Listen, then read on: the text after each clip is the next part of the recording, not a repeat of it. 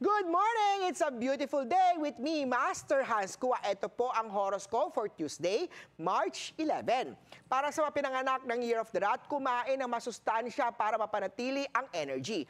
Orange at 1. Para naman sa Year of the Ox, mag-focus sa prioritize yung mga trabaho para sa magandang resulta.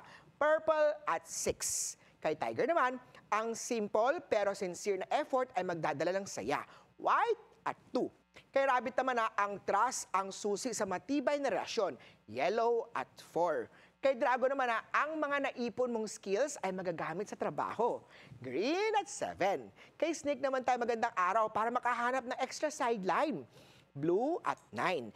Ito naman! Kay of the Horsey, may bagong inspirasyon na darating.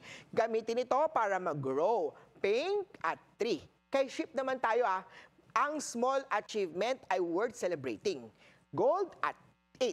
Kay Year of the Monkey naman tayo, mag-ingat sa deadline, gumawa ng schedule para hindi maguluhan.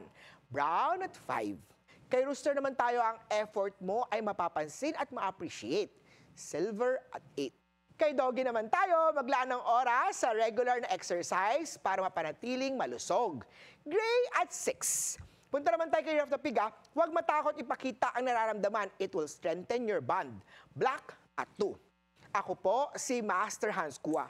Paalala lang ito po'y patnubay lamang. Ang tunay na swerte ay nagsisimula sa pagiging totoo. Abangan ang horoscope of the day dito lang po sa It's a Beautiful Day!